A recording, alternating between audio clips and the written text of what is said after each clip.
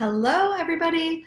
This is Erin Korselman. I am the founder of HonestlyADHD.com and the Honestly ADHD Parenting Academy, and also the founder of the Facebook parent support group called the Honestly ADHD Parent Support Group. So if you haven't become a part of our community yet, please join us there. Thank you for joining me today.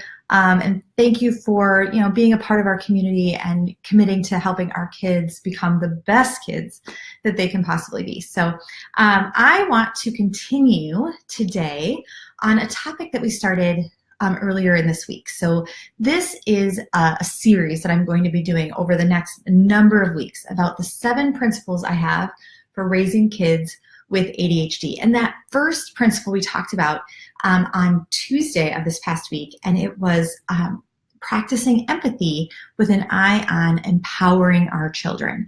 And we talked about what that meant, and now today we're going to go deeper into empathy. What does that mean? How do we practice it? I got a lot of questions about that after the last live, after people started watching the video. So the question is, how do we practice empathy?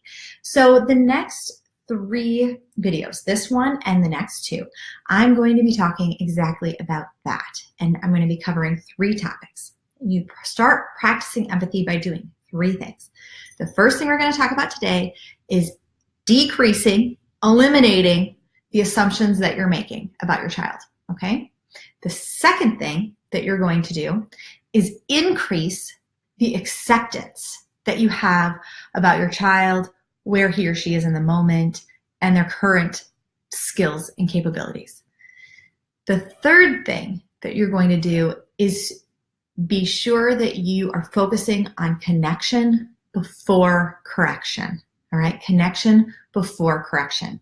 I'm going to go deeper into each one of those things. So, but for now, those are the 3 ways that you are going to increase your empathy by reducing or eliminating assumptions, increasing your acceptance level of your children, and focusing on connection before correction. Notice I did not say connection instead of correction. I said connection before correction. All right.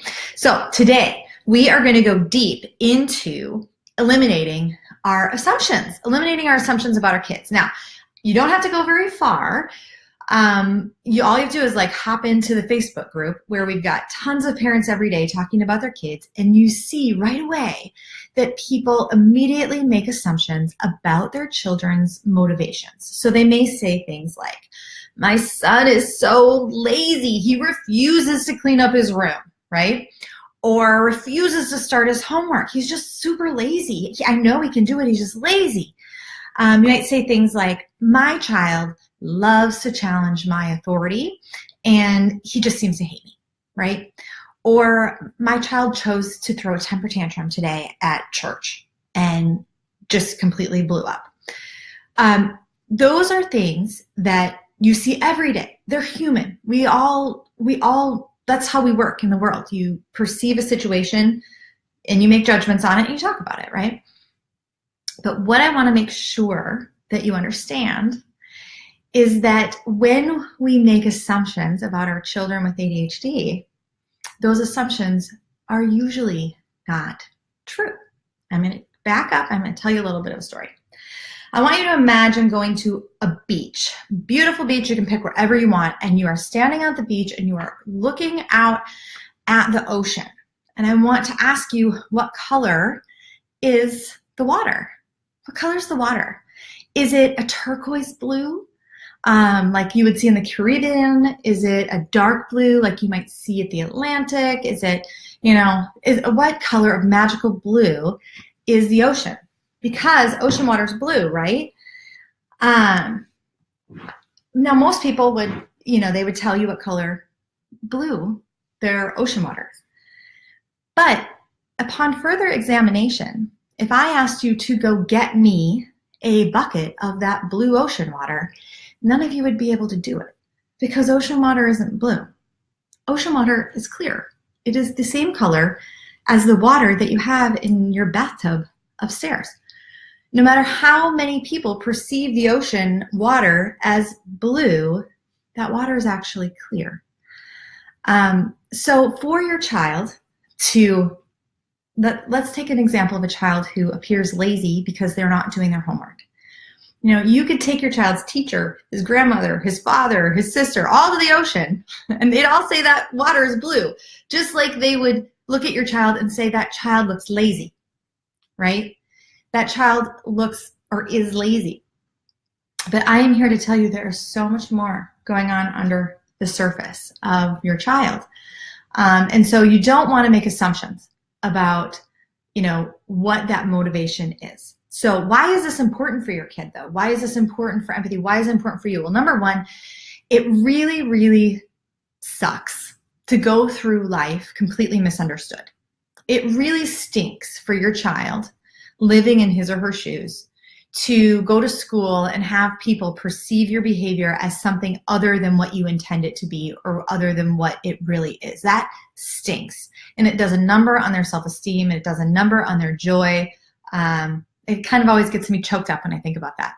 It stinks. But number two, just as importantly for you, is that if you don't understand the true motivation or the true motivator behind behavior, you are never going to be able to find the correct parenting strategy to get you a different behavior. So in order to be a better parent, in order to actually develop some strategies with your child that work and get you the behavior that you want to see and get your child more success and confidence, you need to understand why. You need to understand their motivation. You need to understand things from their point of view. So how are you going to do this? What do you do, right? I'm going to give you 3 tips. Get out a pencil and a paper or rewatch this, but I'm going to give you 3 tips, and I want you to think about doing this week. The first step in understanding assumptions, in eliminating assumptions, is to recognize when you do it. You're going to do it more often than you would imagine.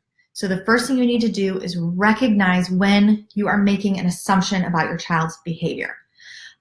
For example, one of my children hates to tie his shoes. He's old enough to tie his shoes. By all accounts, he should, and we'll talk about should next week, he should be able to tie his shoes. But he doesn't. And so I could say something like, my son refuses to tie his shoes. Well, refusing implies a few things. It implies that he has the ability to do it and he's choosing not to do it. That's what refusing means. So right there, I'm making some assumptions just by using the word refuse, by having that frame of mind of he's refusing to do this. I need to figure out how to make him do this. Maybe I need to rethink that. Maybe I need to understand, oh, that's an assumption. Now, maybe you need to show this video to a spouse or to a grandmother or a teacher or somebody who can help hold you accountable to making assumptions. Because guys, this is hard. You're going to be reframing how you view your child and his or her motivations. It's hard stuff. Sometimes you need to be reminded like, hey, maybe we're making an assumption here that we don't need to make. Okay, so that's number 1. Understand when you make an assumption. Number 2, challenge yourself to think about, brainstorm. Before you talk to your child, brainstorm. How else might I look at this? What else could be going on in my child's mind? Is he overcome with emotion maybe? Is he mismanaging time and not perceiving time the right way? Is he having a hard time actually holding memory in his mind? Working memory is out the window, right? Is he getting overwhelmed for some other reason? Does he having feelings of dread? Is there something else going on? You can come up with a number of things that you can think about. The reason why you're going to do this is a couple of reasons. One is just to open yourself up to being open to other ideas, open to other ways of looking at your child and his or her motivations. That's really important. Number 2, when we get to the next step, your child might need some help. So I want you to have some things in your back pocket to help them understand a little bit more. So step number 1, recognize when you make an assumption. Step number 2, challenge yourself to come up with some other ideas of what might be going on. And number 3, talk to your child. Talk to your kiddo. Ask them. Now, I have a formula for how you're going to ask your child, okay? I want you to ask your child what's going on. I want you to tell them what it looks like from the outside looking in. I want you to tell them that you don't believe that to be true, or you don't think that that's true. And I want you to tell them that you need to understand their point of view better so that you can help them better. Okay? And it looks something like this. It looks like if maybe I had a child who wasn't doing their homework and we're talking about laziness, okay?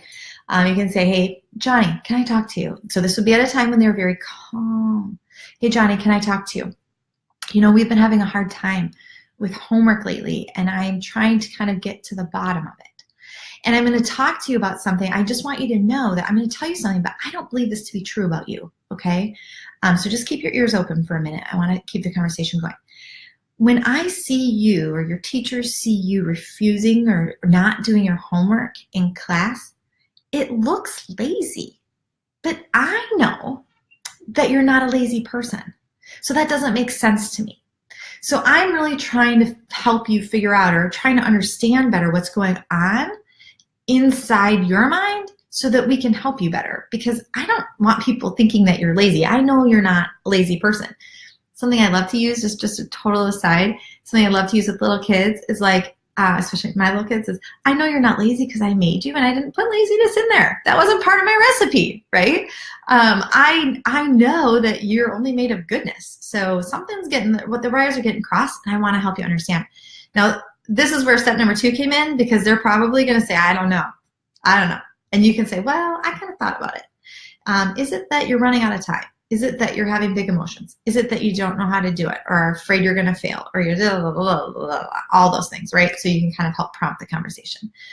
Now, talking to your kids like this is something new for them, for many of you, and it takes time. So don't expect to sit down and have this conversation where the clouds part and all of ADHD is managed well. It takes time. Stick with it. But that's the formula for talking to them. Ask them, tell them what's going, you're asking them what's going on. So you're going to tell them what it looks like from the outside. You're going to tell them that you don't believe it to be true. And then you're going to tell them that you want their point of view so that they can understand better. And you can see how I did it in the initial example. What I did was I told him first, I'm going to tell you something that you might not want to hear, but I want to tell you right at the outset, I don't believe it to be true. So that he's like, okay, a little bit more open to hearing this bad thing. Right? So that's kind of the formula for that. Now, I do want to back up to number 2 really quick, okay? And then we're going to close it off. In order to effectively brainstorm about what might be going on for your child, you need to know about ADHD. You need to know about how it's impacting the executive functions in your child's brain. Because unless you do know some of those things from a fundamental perspective, you won't be able to pull things out like, oh, maybe they're having a working memory problem. Maybe they're having a processing speed problem. Maybe they're managing time poorly, whatever those are. So you really do need to educate yourself on ADHD. And there are 3 things that I would suggest you do right now. Number 1, I have a blog post on my blog. I'll put the link in the comments below. That's all about the executive functions that ADHD impacts for your child. So I will put that in there. Go visit that blog post. It's a great place to start. Number 2, there are some great books out there. I have a bunch of them at www.honestlyadhd.com/favorites. I'll put that link in the comments too. My favorite right now is really Dr. Barkley's, because I like his science of it. But anyway, you can go on there and kind of see what different books that I recommend. I also like Smart But Scattered. That's one that has some good tangible things, recommendations as well. And then number 3, just be on the lookout, because this fall, kind of heading in close to Thanksgiving-ish time, I'll be rolling out an ADHD 101 series where kind of people are able to really learn what is this and how is this impacting my child. And then in January, we'll be doing the full-on parenting transformation again. So just be looking out for those. Those are some great ways to get a foundation and then build your learning as you go. So that is reducing the assumptions of your child's about your child's motivations. Just to recap, you're going to recognize when you make an assumption this week, you're going to challenge yourself, and you're going to talk to your child. Those are the 3 things. I would love to hear how it goes for you.